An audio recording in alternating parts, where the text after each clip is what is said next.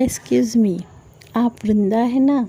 पीछे से अपना नाम सुनकर वृंदा ने पलट कर देखा। एक पल पहचानने की कोशिश के बाद अनायास ही वृंदा के मुंह से निकल पड़ा, अरे शैली, तुम कैसी हो? थैंक गॉड मैंने सही पहचाना। पहले तो मैं डर ही रही थी कि कहीं कोई और ना हो, लेकिन तुम्हें इतने दिनों बाद देखा तो मैं खुद को रोक नहीं पाई। कितने अरसे के बाद मिल रहे हैं ना हम। तुम यहाँ कब आई?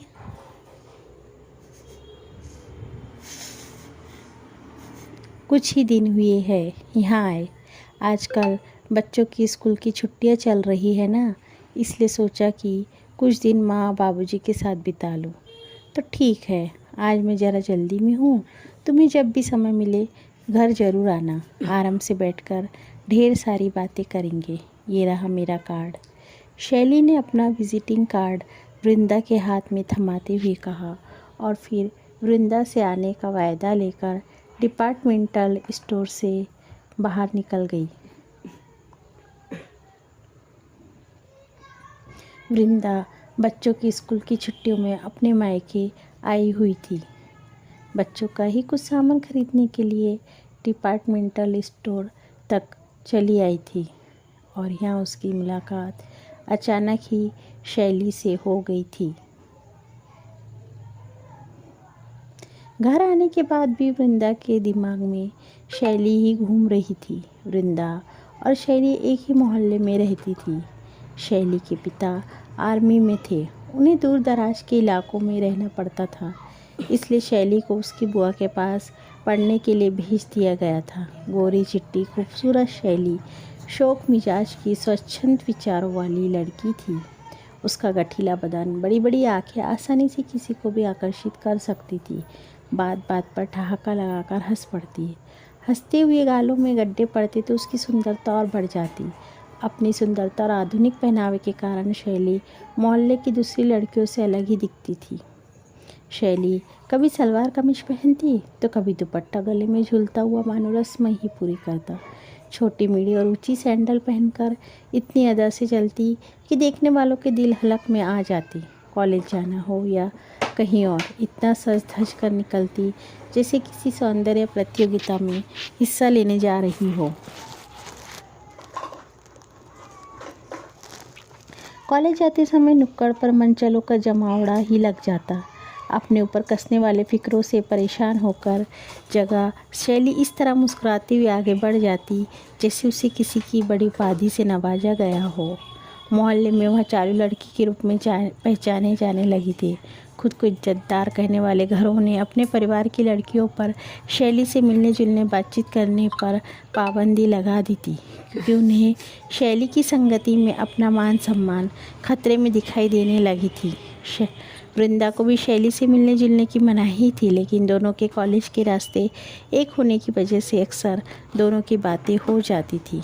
एक दिन शैली का अच्छा मूड देखकर वृंदा पूछ ही बैठी, तुम जानती हो शैली, तुम्हें लेकर लोग किस तरह की बातें करते हैं?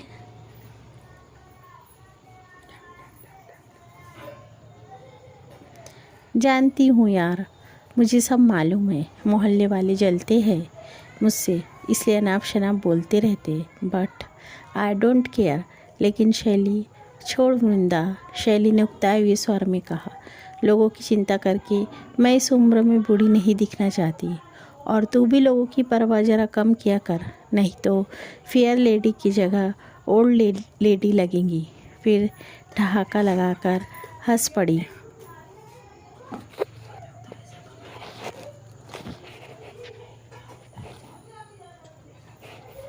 मोहल्ले की लड़कियों के लिए अछूत बन चुकी शैली उन तमाम लड़कों के आकर्षण का केंद्र थी जिन्हें दिन भर मटर गश्ती करने के अलावा कुछ काम न था।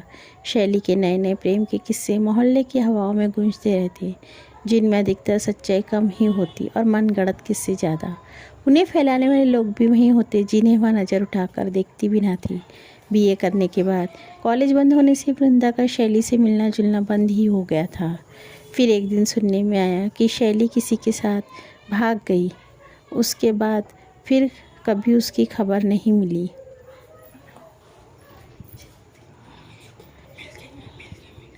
इधर वृंदा के पिताजी वृंदा के विवाह के लिए भाग दौड़ कर रहे थे। काफ़ी दौड़ धूप के बाद वृंदा का विवाह मनोज से हो गया।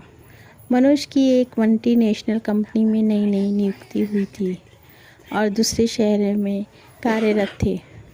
शादी के कुछ समय बाद वृंदा भी मनोज के पास चली गई थी। अब तक वृंदा 2 प्यारे प्यारे बच्चों की माँ बन चुकी थी। इतने वर्षों बाद अचानक शैली को देखकर वृंदा के मन में उसके बारे में जानने की चाह जाग उठी थी। इतना वक्त बीतने पर भी शैली में लेश मात्र परिवर्तन नहीं आया था।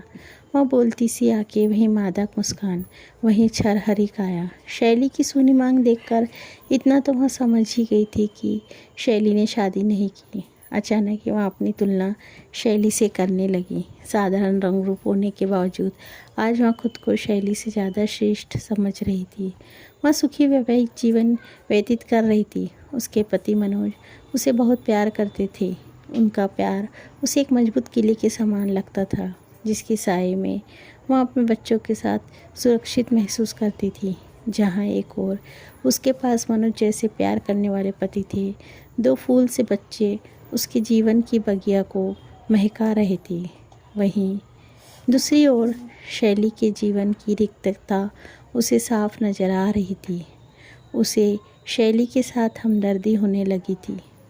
एक दिन शाम को माँ ने से शैली के यहाँ जाने का बहाना बनाकर वृंदा शैली के घर के जाने के लिए निकल पड़ी।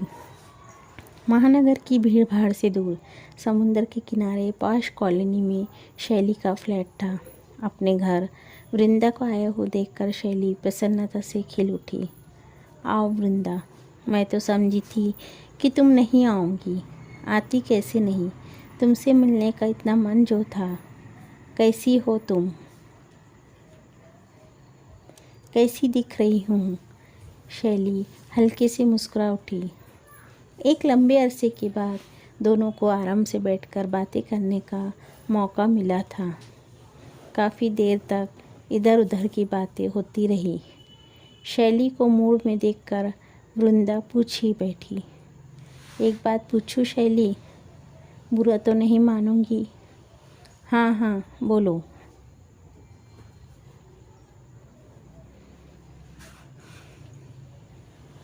तुमने तो अपने दोस्त के लिए घर छोड़ दिया था ना?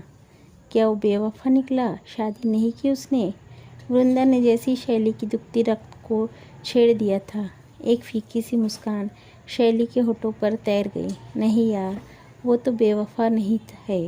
वहाँ तो चाहता था शादी करना, लेकिन उसके माँ बाप ने पैसों के चक्कर में कोई और लड़की उसके गले बांध दी। लेकिन तुम्हें वहाँ मिला सिर्फ बदनामी। वहाँ तो अपनी पत्नी के साथ मज़े में रह रहा होगा और तुम्हें अकेली ज़िंदगी जीने के लिए मजबूर हो। सबकी किस्मत में सब कुछ नहीं होता वृंदा, शैली ने मायूसी से कहा।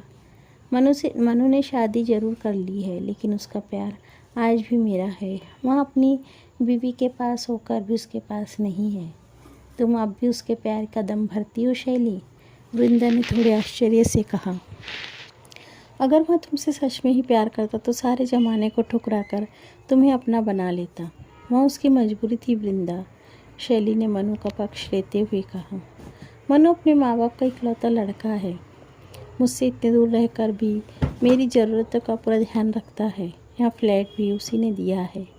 महीने में एक बार मेरे पास ज़रूर आता है। बाकी दिन मैं उसके फिर से आने के इंतज़ार में काट देती हूँ। शैली की आवाज़ में दीवानगी सी झलकने लगी थी। तुम कुछ भी कहो शैली, कि तुम्हें नहीं लगता कि अगर तुम इश्क के चक्कर में नहीं पड़ती तो आज बेहतर ज़िंदगी बसर कर रही होती? अब जानने भी दो वृंदा, शैली ने थकी सी आवाज़ में कहा। फिर शायराना अंदाज में किसी अनाम शायर का शेर कह उठी। कांटे ही किया करते हैं फूलों की हिफाजत, सब नेक बनेंगे तो खता कौन करेगा? फिर कुछ सोचकर बोली, वृंदा तुम देखना चाहोगी उसे? फिर वृंदा के जवाब का इंतज़ार किए बिना ही तेज़ी से दूसरे कमरे में जाते हुए बोली, तुम बैठो वृंदा, मैं अभी आती हूँ। कुछ पलों के बाद अचानक क्षण से किसी चीज़ के टूटने की आवाज़ आई। वृंदा लगभग दौड़ते हुए कमरे में गई। शैली फर्श पर अपना पाँव पकड़े बैठी थी। पास ही एक स्टूल उल्टा पड़ा हुआ था, साथ ही कांच के टुकड़े और एक फ़ोटो। शायद उसने स्टूल पर चढ़कर फ़ोटो उतारने की कोशिश की थी, जिसकी वजह से वह फ़ोटो समेत नीचे आ गिरी। शैली, ठीक तो हो ना? हाँ, मैं तो ठीक हूँ, लेकिन सारा शीशा टूट गया। देख जरा, फ़ोटो तो ठीक है ना? वृंदा ने आगे बढ़कर धीरे से फ़ोटो को उठाया। फ़ोटो पर नज़र पड़ने के बाद तो जैसे वह पलक झपकाना ही भूल गई। उसे लगा जैसे उसके कानों के पास बम फूट रहे हो। शैली कुछ कह रही थी, पर वहाँ क्या कह रही थी उसे कुछ सुनाई नहीं पड़ रहा था। ये वृंदा के मुंह से बस इतना ही निकल पाया। हाँ, यही है मेरी ज़िंदगी, मेरा प्यार, मेरा मनू। वृंदा ने एक बार फिर से गौर से तस्वीर को देखा। जिस मजबूत किले में वह अपने आप को सुरक्षित महसूस कर रही थी, उसी किले की दीवारें एक एक करके गिरती जा रही थी। यहाँ उसके पति मनोज की तस्वीर थी। वृंदा को लगा जैसे ज़मीन पर सारा कांच उसके सीने में धंस गया है। वृंदा ने एक कहर भरी नज़र शैली पर डाली। वह दीवार का सहारा लेकर उठने की कोशिश कर रही थी। बाहर समुंदर में सूरज उतरने को तैयार था। उसकी लाल रोशनी सारे समुंदर को भी लाल किए हुए थी। वृंदा को लगा